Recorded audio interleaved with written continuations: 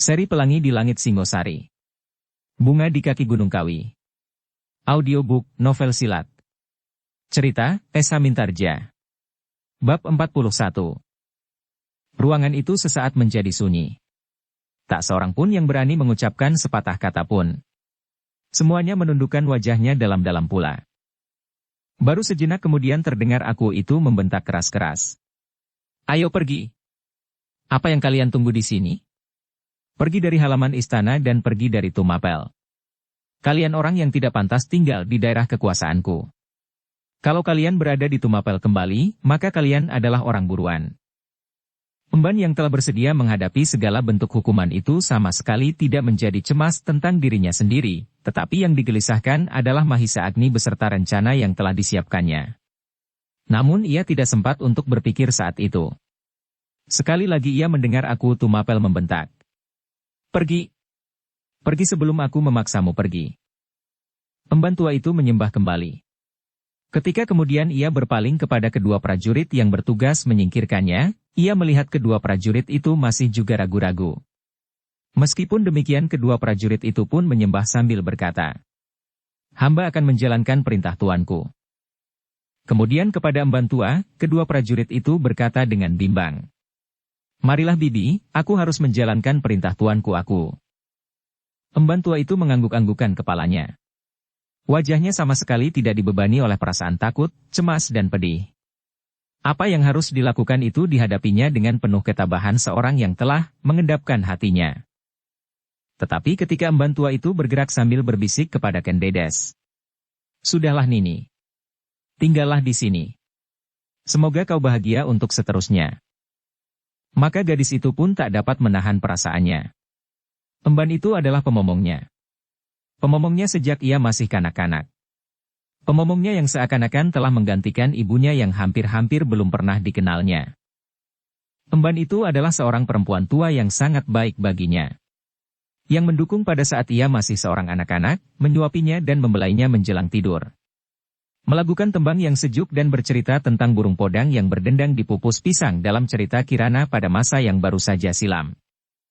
Kini ia melihat perempuan itu mendapat bencana karena usahanya untuk melapangkan jalannya menuju ke tempat yang tak pernah diimpikan di saat kanak-kanaknya, bahkan sampai saat terakhir sebelum ia berada di istana ini pun, Ken Dedes tidak pernah membayangkan bahwa suatu ketika ia akan menjadi seorang permaisuri Aku Tumapel. Karena itulah maka betapa perasaannya tidak rela melihat embannya harus meninggalkan istana, bahkan meninggalkan Tumapel dalam buangan. Merantau dari satu tempat ke lain tempat. Berjalan terbungkuk-bungkuk karena umurnya yang telah menjadi semakin tua tanpa tempat untuk hinggap. Siang hari kepalanya akan dibakar oleh terik matahari, sedang di malam hari, kulitnya yang telah berkeriput akan digigit oleh dinginnya embun malam.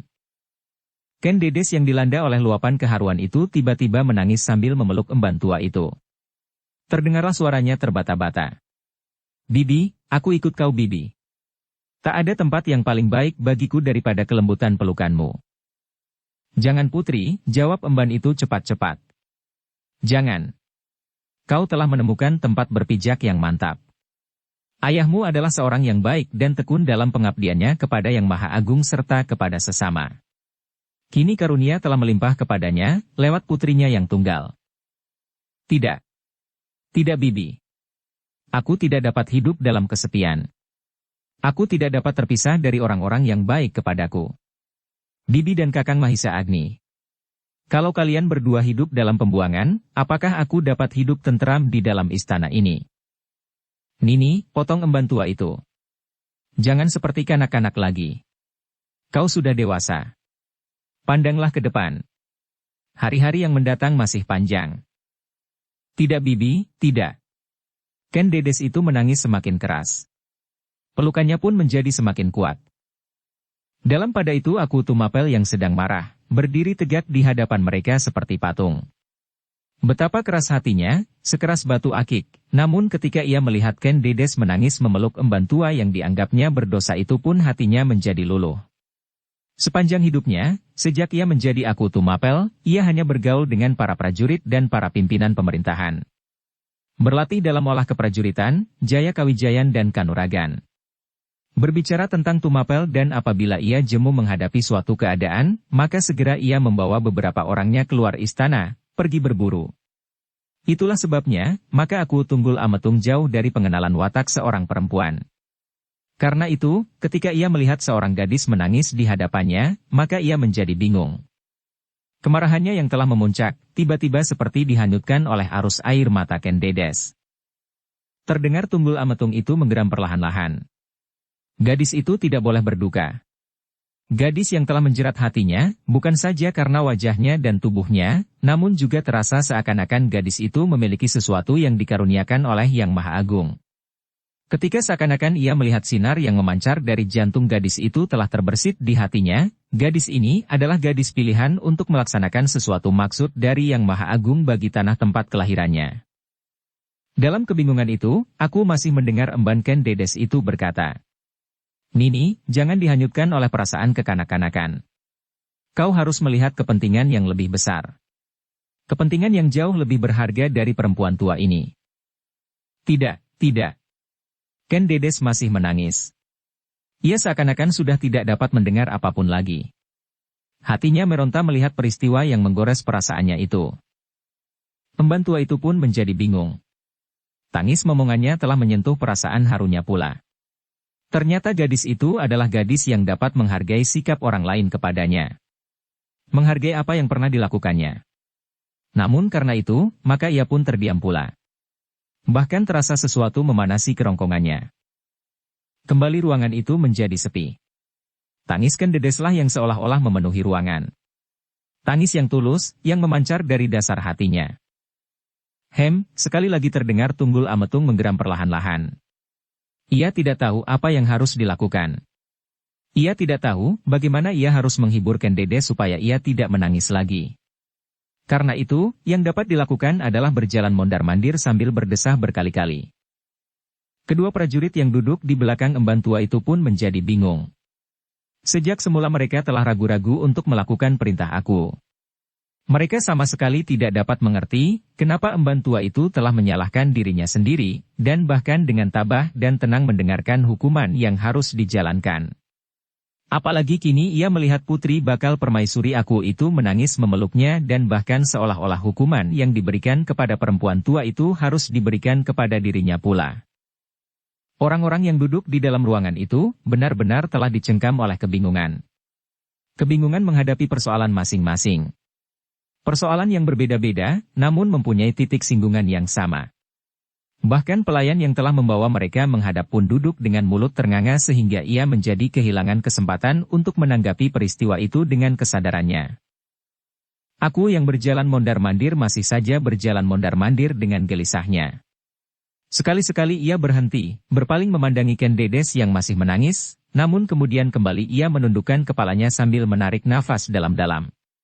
Persoalan yang dihadapi saat ini baginya terasa jauh lebih berat, daripada ia harus menghadapi musuh yang datang dengan prajurit segelar sepapan. Kesepian yang tegang, tangis Ken Dedes dan desah nafas perempuan itu, terasa sangat menyesakkan nafas aku Tunggul Ametung. Bahkan kemudian kepalanya terasa menjadi pening, dan kemudian kehilangan akal untuk mengatasi keadaan. Tangis Ken Dedeslah yang semakin lama menjadi kian surut.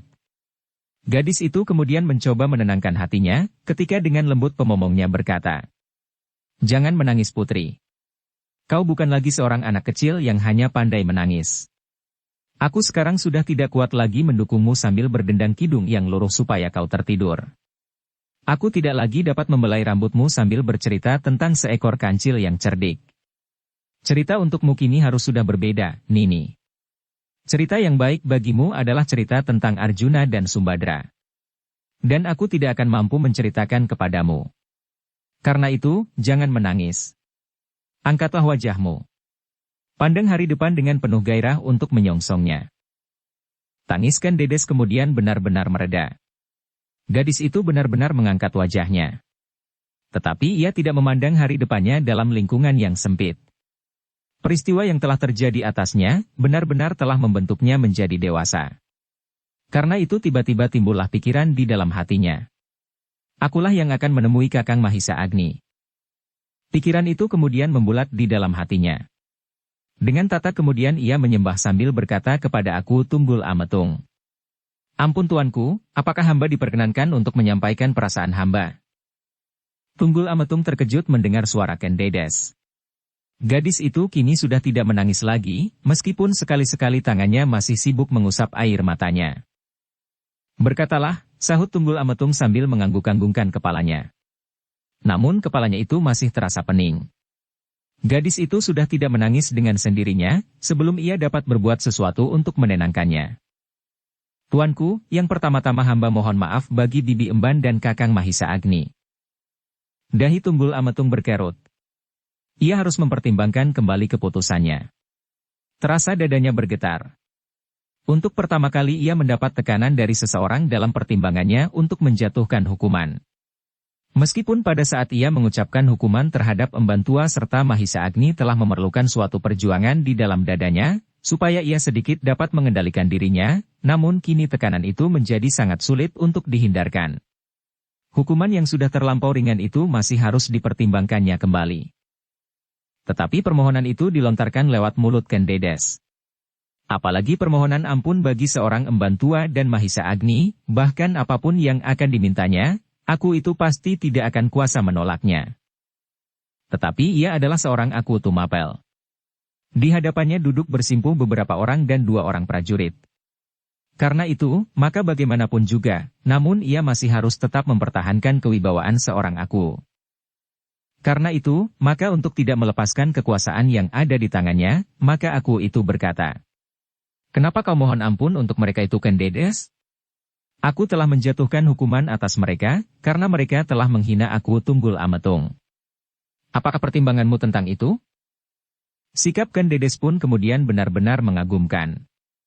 Meskipun ia tetap dalam sikap yang sangat hormat, sambil menyembah ia berkata, "Tuanku, kesalahan yang mereka lakukan sama sekali tidak mereka sengaja.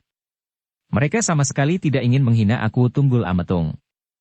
Tetapi keadaan telah mendorong mereka, sehingga mereka mengabaikan perintah dan keinginan aku. Kesalahan yang demikian menurut pendapat hamba, bukanlah kesalahan yang harus mendapat hukuman.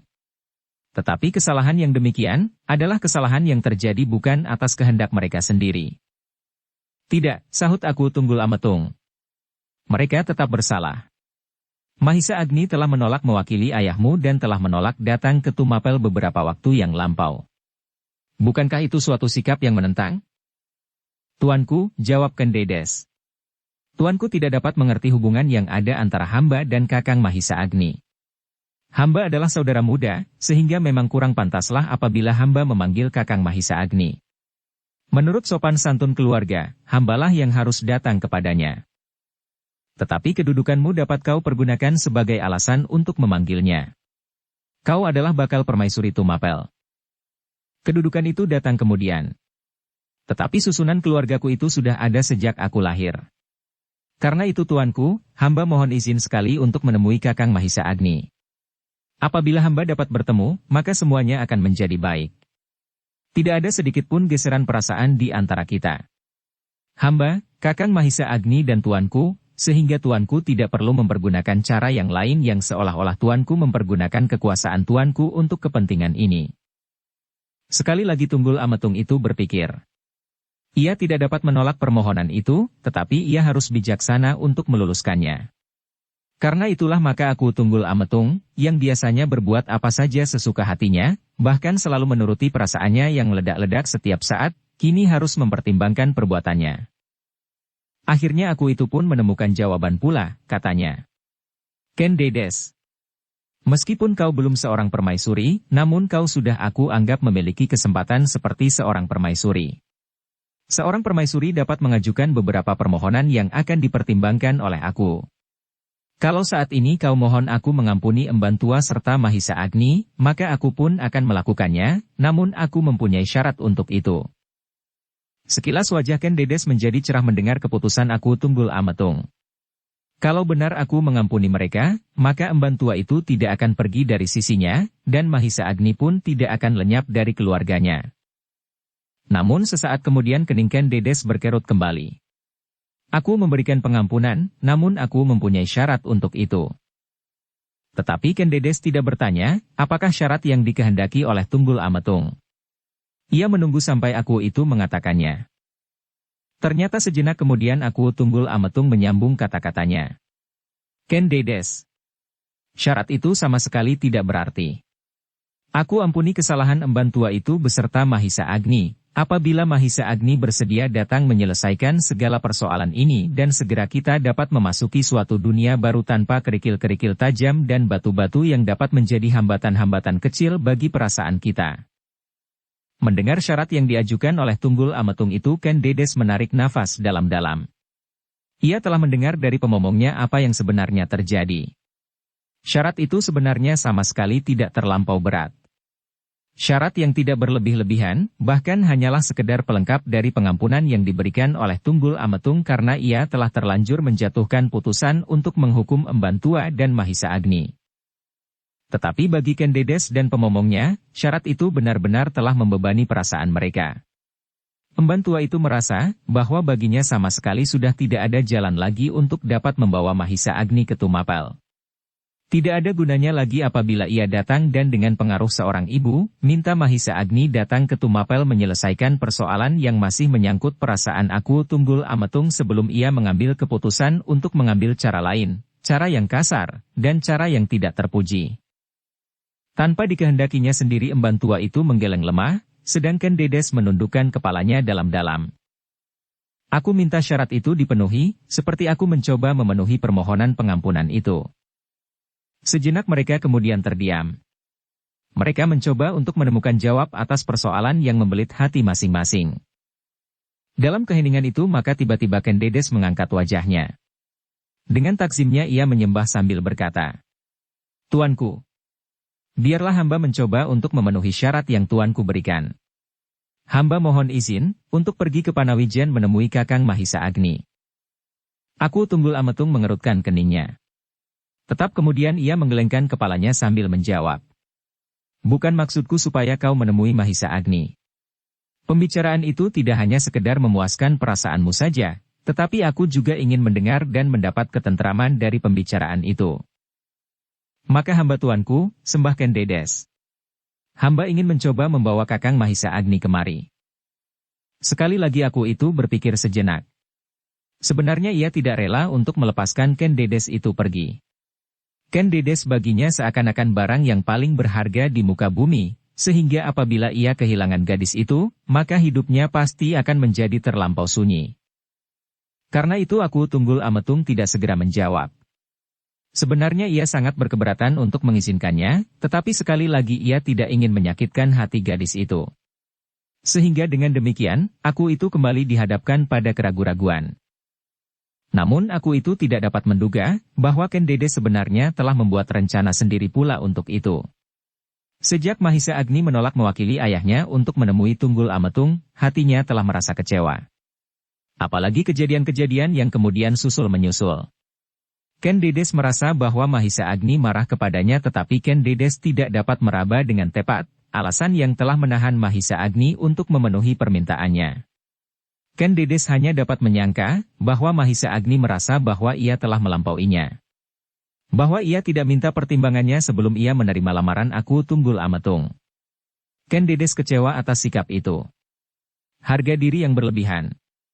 Seakan-akan Mahisa Agni lah yang berhak mengambil keputusan untuk menerima atau menolak lamaran aku Tunggul Ametung sepeninggal ayahnya. Bahkan setelah Mahisa Agni sampai di dalam istana, ia masih juga merajuk. Meninggalkan istana hanya karena merasa terlampau lama menunggu. Di dalam hati Ken Dedes itu tumbuh juga keinginannya untuk menunjukkan kedewasaannya kepada kakaknya. Ia ingin melepaskan kejengkelannya.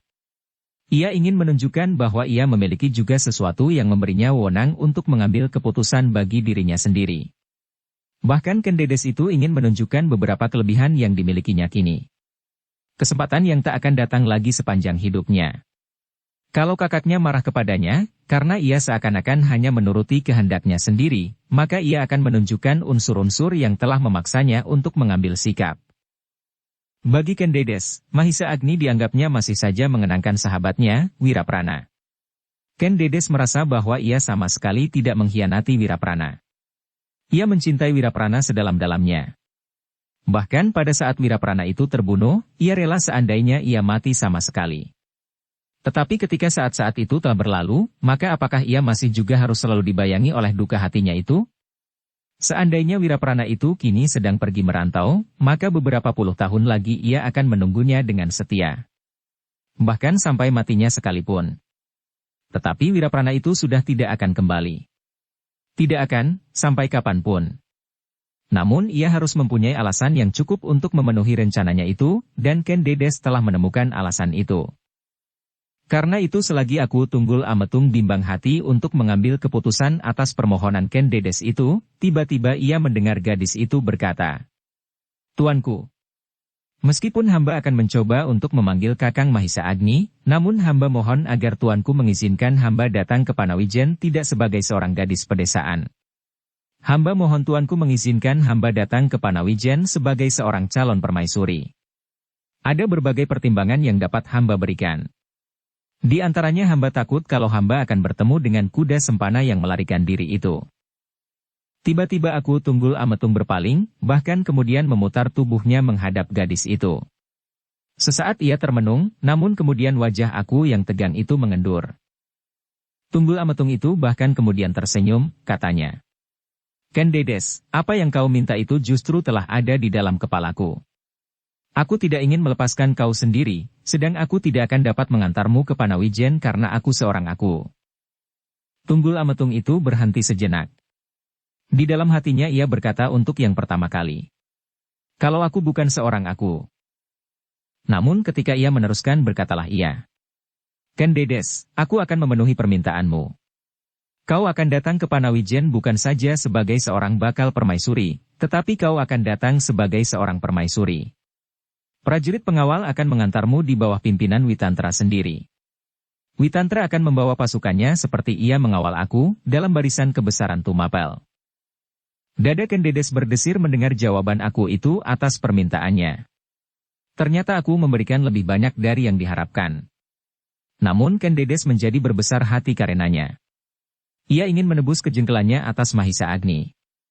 Ia ingin menunjukkan kepada Mahisa Agni, apa yang dapat dicapainya, apa yang tersedia untuknya, sehingga Mahisa Agni akan menyadari bahwa kesempatan ini memang tidak boleh dilewatkan.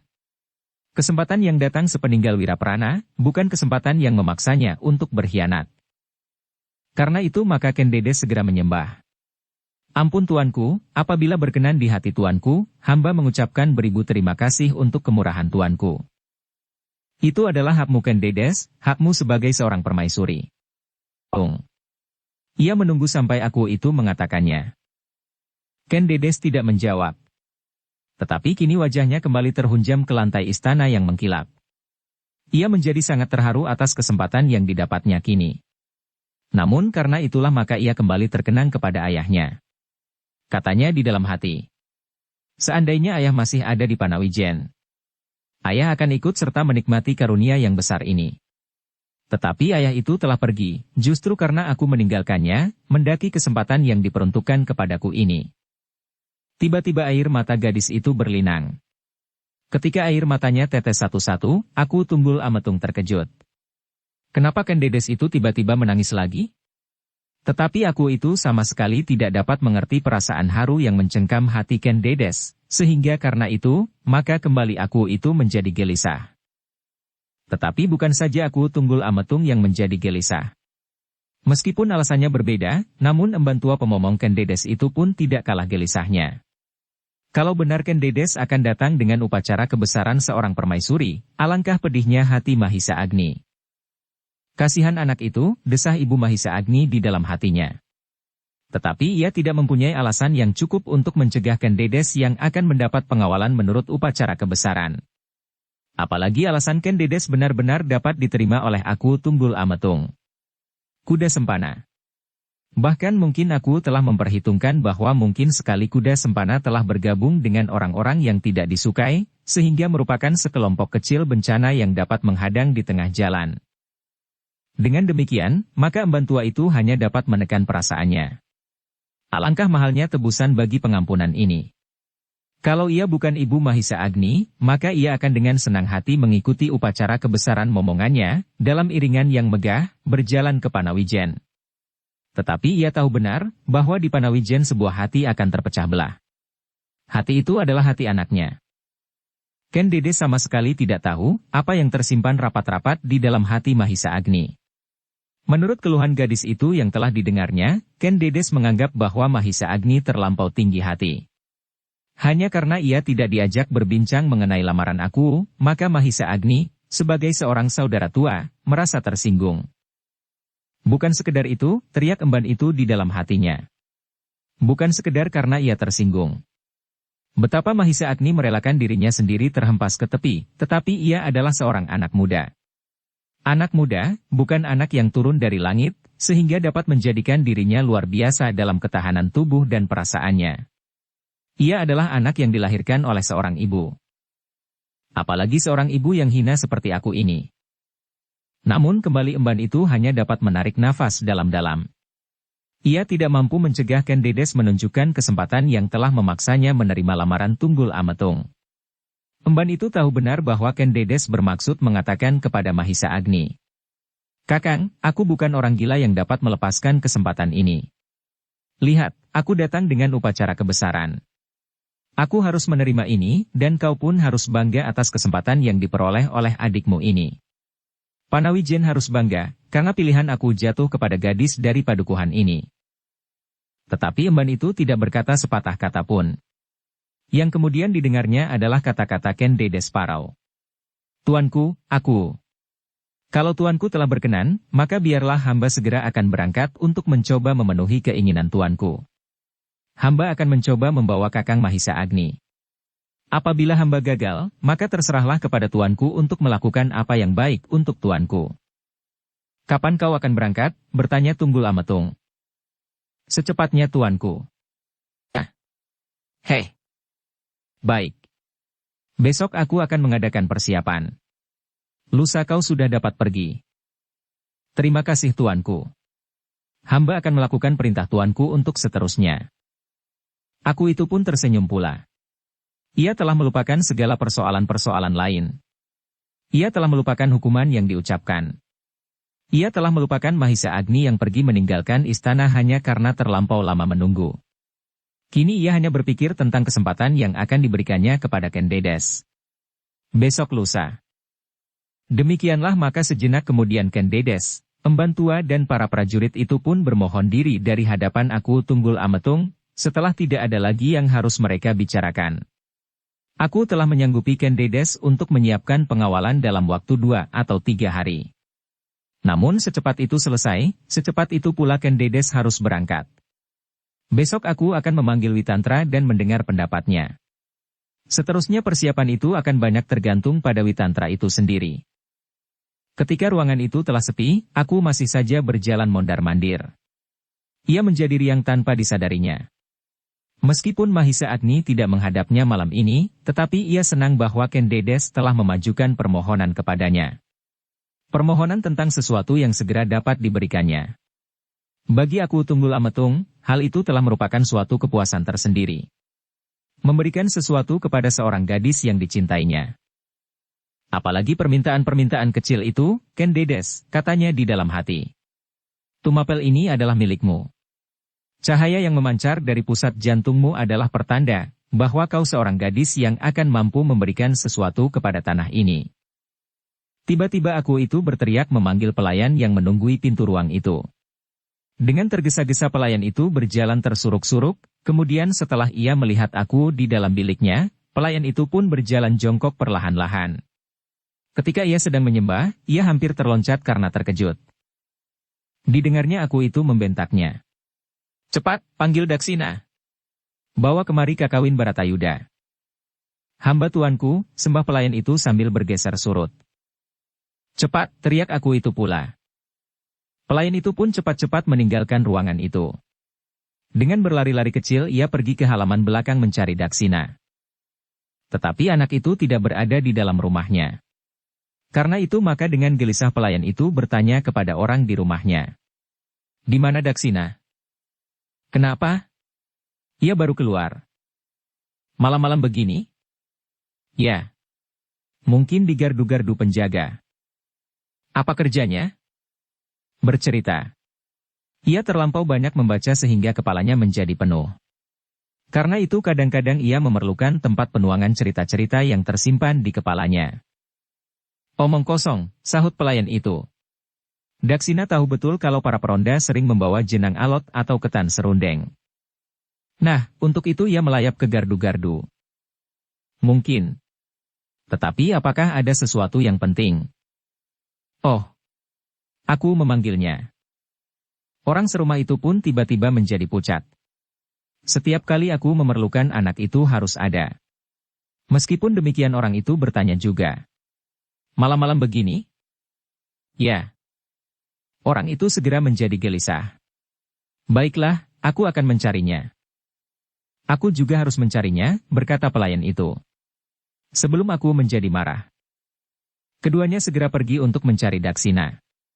Ternyata benar dugaan mereka, Daksina berada di gardu belakang, menunggui para peronda sambil ikut serta menghabiskan bekal mereka. Ketan serundeng. Tetapi para peronda itu senang juga apabila Daksina ada di antara mereka. Banyak sekali cerita yang dapat disampaikannya kepada para peronda untuk mencegah kantuk. Ketika ia mendengar bahwa aku memanggilnya, segera ia berlari. Untunglah bahwa lontar kakawin Baratayuda berada di rumahnya sehingga ia tidak perlu mencarinya di bilik perpustakaan. Dengan tergesa-gesa ia membawa lontar itu menghadap ke bilik Aku Tunggul Ametung. Tetapi alangkah kecewanya ketika ia sampai di muka bilik, dilihatnya Aku Tunggul Ametung sudah tertidur masih dalam pakaiannya. Bahkan pintunya pun masih juga terbuka. Daksina menarik nafas dalam-dalam. Ia menjadi bingung. Kalau ia pergi, dan kemudian Aku itu terbangun, maka segera Aku itu akan teringat bahwa ia telah memerintahkan memanggilnya. Tetapi apakah kemudian ia harus menunggu Aku itu tidur? Bagaimana kalau Aku itu kemudian tidak terbangun lagi sampai pagi? Tetapi kemudian Daksina tidak berani meninggalkan bilik itu. Dengan terkantuk-kantuk ia duduk di muka pintu. Bahkan kemudian anak itu pun tertidur pula sambil memeluk lontarnya. Di bilik lain, di Sentong Tengen, Ken Dedes masih duduk berbincang dengan embannya. Ia kini sudah tidak dalam perawatan Nyai Puroni lagi. Perempuan yang banyak menyimpan perasaan iri terhadap gadis yang menurut pendapatnya sedang menyimpan wahyu di dalam tubuhnya. Bagaimana Bibi, menurut pendapatmu, bertanya Ken Dedes kepada pemomongnya. Apakah kau tidak keberatan dengan rencanaku? Bukankah kau telah mengenal Kakang Agni seperti mengenal aku? Orang tua itu mengangguk. Tetapi wajahnya tampak menjadi semakin suram. Apakah kau mempunyai pendapat lain? Emban itu tidak segera menjawab. Kalau ada cara lain, maka ia akan mengusulkannya. Tetapi ia tidak segera menemukan. Ia tidak dapat minta Ken Dedes pergi sendiri, atau dengan seorang dua orang prajurit. Aku pasti tidak akan melepaskannya. Sebab adalah masuk akal apabila kuda sempana yang mendendamnya itu dapat berbuat hal-hal di luar perhitungan apabila anak muda itu tahu bahwa Ken Dedes sedang berada di Panawijen. Meskipun demikian emban tua itu berkata, Nini, apakah kau perlu datang dengan segala macam kehormatan dan kebesaran itu? Ya, Bibi, itu adalah satu kebanggaan bagiku, bagi Kakang Mahisa Agni dan bagi Panawijen. Dan kebanggaan ini harus membuka hati Kakang Mahisa Agni bahwa ia telah salah sangka selama ini. Ia tidak mendalami maksud aku yang sebenarnya atas aku dan keluargaku. Emban tua itu menundukkan wajahnya. Kembali ia menyalahkan diri sendiri. Kalau ia mempunyai pengaruh sebagai seorang ibu atas Mahisa Agni dan membawa Mahisa Agni menghadap Aku Tumapel, maka Mahisa Agni pasti tidak akan mengalami kepahitan yang lebih parah lagi. Tetapi semuanya itu berada di luar kemampuannya. Mahisa Agni telah berhasil dibawanya ke Tumapel, tetapi belum lagi Mahisa Agni menghadap, apalagi menghadap aku, bertemu dengan Ken Dedes saja pun belum. Dalam pada itu terdengar Ken Dedes berkata, Bibi, apabila benar aku akan memperkenankan permohonanku, maka kau akan ikut serta. Bukankah kau telah rindu pula kepada padukuhan itu? Dada emban tua itu berdesir.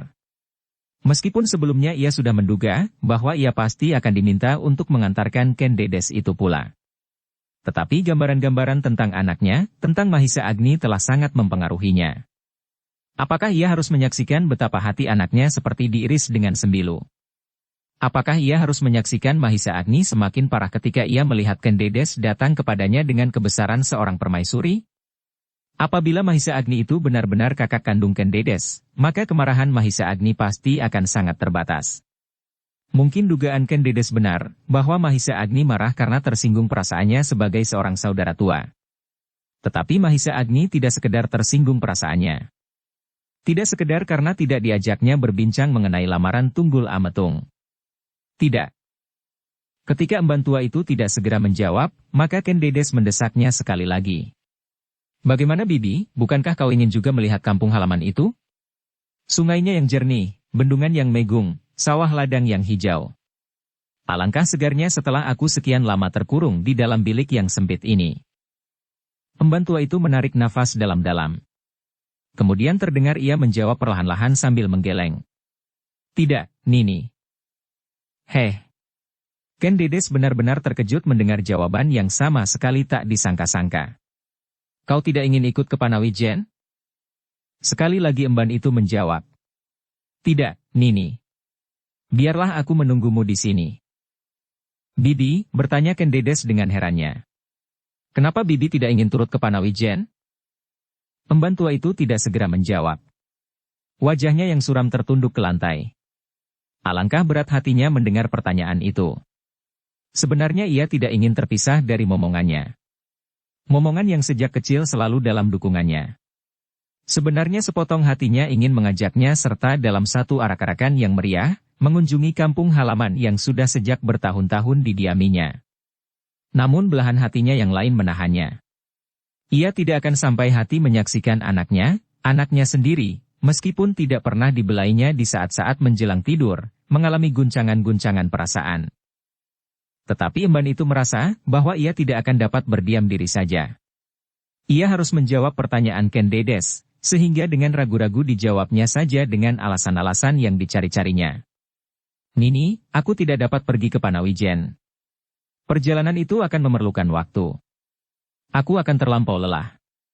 Mungkin Nini akan mempergunakan tandu dalam perjalanan itu. Tetapi aku akan berjalan kaki.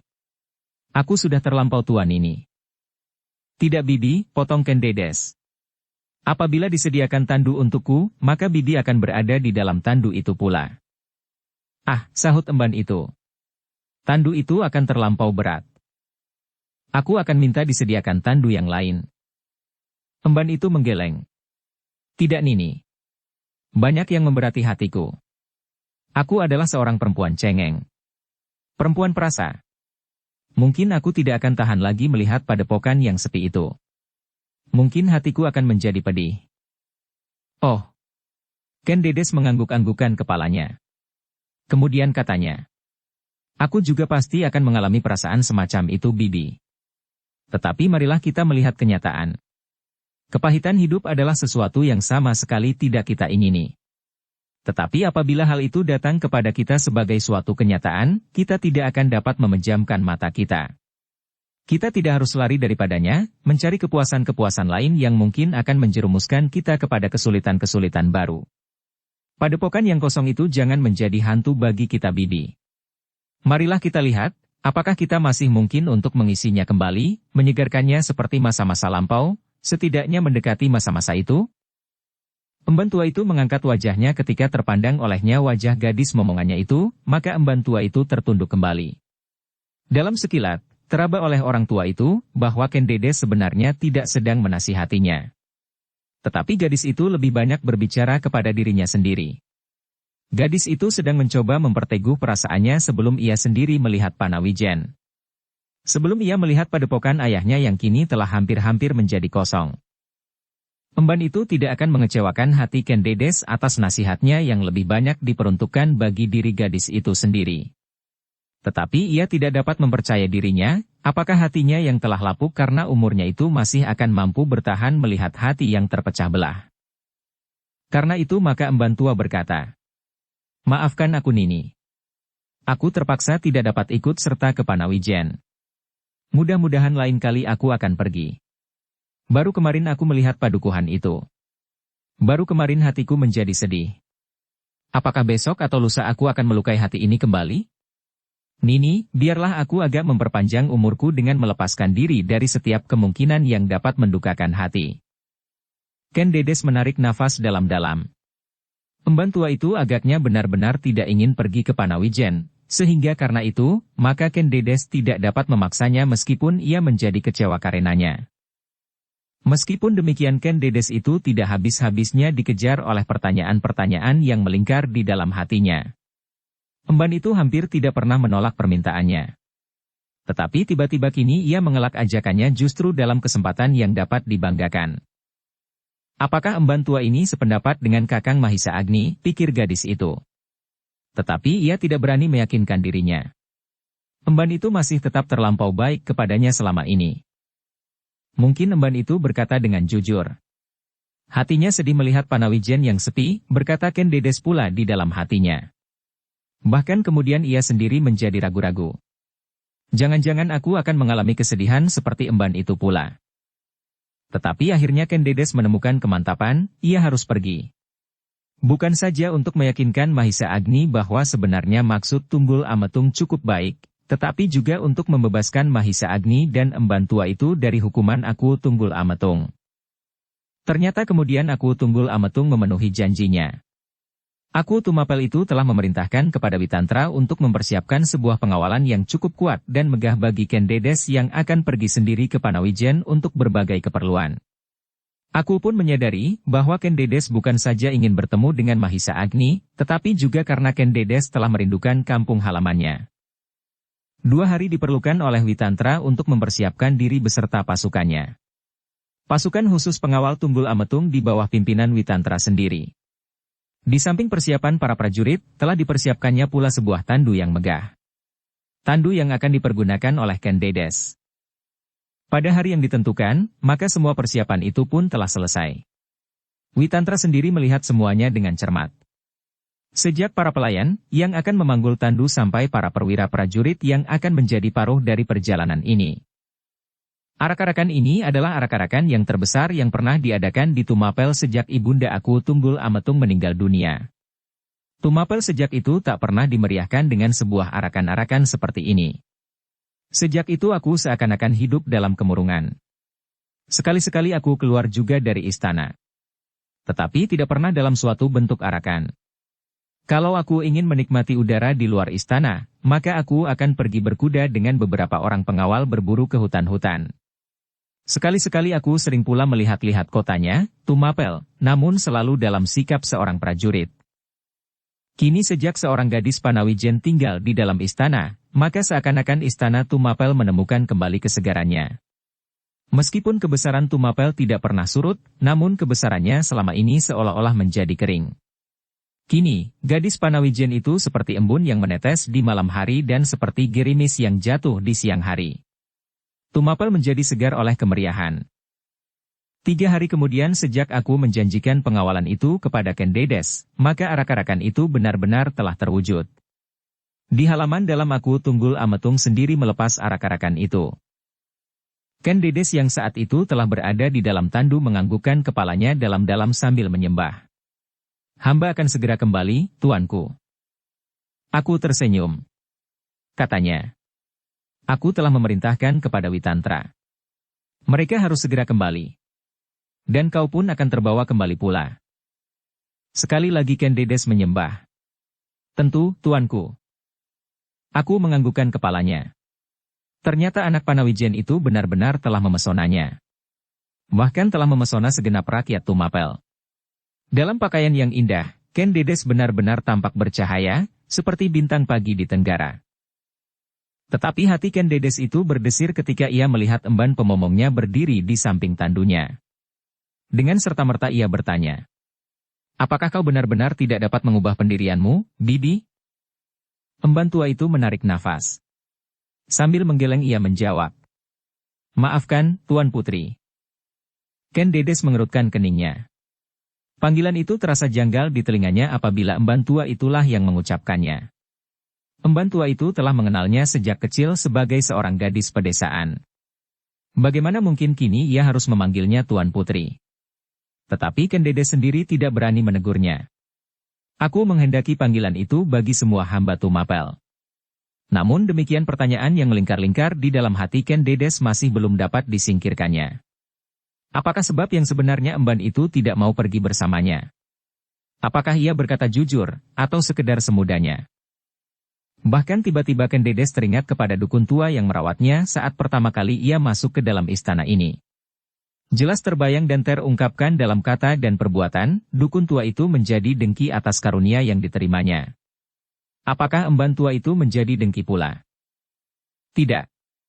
Tidak mungkin, terdengar suara di dalam dada Ken Dedes demikian tegasnya. Apalagi ketika kemudian ia melihat setitik-setitik air mata menetes dari mata yang cekung itu. Ken Dedes menjadi terharu pula karenanya. Tetapi ia tidak pula dapat mengerti, apakah arti air mata itu? Akhirnya arakan itu pun mulai bergerak. Emban tua, pemomong Ken Dedes, mencium momongannya pada punggung telapak tangannya. Terasa tangan itu menjadi basah. Selamat jalan Tuan Putri. Hamba menunggu sampai tuanku kembali. Ken Dedes mengangguk. Tetapi ia tidak dapat menjawab dengan kata-kata, karena tenggorokannya terasa tersumbat karenanya. Ketika arak-arakan itu semakin lama menjadi semakin jauh, maka air mata emban tua itu pun mengalir semakin deras. Air mata yang menitikkan berbagai arti. Seperti bunga, maka air mata dapat berarti gembira, namun dapat pula berarti duka. Setitik air mata emban itu diperuntukkan bagi momongannya. Ia, emban tua itu, berbahagia dan bangga karenanya. Sedang setitik lainnya diperuntukkannya bagi anaknya. Alangkah pedih hati anaknya itu. Akhirnya, ketika pangkal dari arak-arakan itu telah hilang di balik regol halaman dalam, maka emban tua itu pun segera menyadari keadaannya. Ketika ia berpaling, ternyata aku yang semula berdiri di atas tangga telah masuk pula ke dalam istana. Di sana-sini tinggal beberapa orang saja yang masih membenahi beberapa peralatan yang tinggal. Beberapa orang penjaga dilihatnya hilir mudik di muka regol halaman dalam itu. Emban itu menarik nafas dalam-dalam. Kemudian perlahan-lahan ia berjalan sambil menundukkan wajahnya, pergi ke biliknya di halaman belakang. Disitulah ia telah mendapatkan sebuah bilik tersendiri, sejak ia mengikuti Ken Dedes di Istana Tumapel. Dari muka bilik itu ia mendengar lamat-lamat suara Daksina berdendang. Ketika emban tua itu berpaling ke arah suara Daksina itu, dilihatnya anak itu duduk di bawah sebatang pohon kemuning. Di tangannya tergenggam sepotong kayu watu dan sebilah pisau yang tajam. Anak itu ternyata lagi membuat sebuah patung ukiran. Seorang anak muda periang, desis emban tua itu. Dalam pada itu dikenangnya anaknya yang murung. Mahisa Agni bukan termasuk seorang anak muda periang seperti Daksina, meskipun bukan pula seorang pemurung. Namun tusukan perasaan yang dalam telah menjadikannya semakin kehilangan keriangannya. Pengaruh yang membentuknya menjadikannya demikian, berkata emban itu di dalam hatinya. Mahisa Agni berada di Pengengeran sejak kanak-kanak. Ia harus selalu tekun belajar dan bekerja. Suara Daksina masih saja mengumandang di sela-sela gemeresik dedaunan di pagi yang bening. Seperti siul burung yang riang menyambar hari yang baru, suara Daksina terdengar semakin lama semakin segar. Emban tua itu pun kemudian masuk ke dalam biliknya. Betapa ia mencoba menyenangkan hatinya dengan mendengarkan dendang Daksina, namun wajah orang tua itu pun masih juga disaput oleh kesuraman hatinya. Sementara itu iring-iringan yang membawa Ken Dedes menuju ke Panawijen telah menelusuri jalan-jalan kota. Berbondong-bondong penduduk Tumapel, tua muda keluar dari rumah masing-masing. Mereka telah mendengar bahwa hari itu Ken Dedes, seorang gadis dari padepokan di Panawijen akan keluar dari istana dalam sebuah iring-iringan kebesaran. Gadis yang bakal menjadi permaisuri Tumapel itu akan pergi mengunjungi kampung halamannya, Panawijen. Setiap mata yang memandang gadis yang berada di atas tandu itu menjadi terpesona. Alangkah cantiknya gadis itu. Sama sekali tidak berkesan pada wajah yang cerah itu, bahwa Ken Dedes adalah seorang gadis pedesaan. Wajah itu benar-benar membayangkan seorang yang sangat pantas untuk menjadi seorang permaisuri. Demikianlah maka setiap mulut telah bergumam memuji keserasian tubuh gadis yang berada di atas tandu itu. Betapa bahagianya seorang gadis yang memiliki kecantikan yang hampir sempurna itu. Adalah sudah sewajarnya apabila aku Tunggul Ametung telah memilihnya untuk menjadi seorang permaisuri. Apalagi kini gadis itu berada di dalam sebuah iringan kebesaran yang sudah cukup lama tidak dilihat oleh penduduk Tumapel.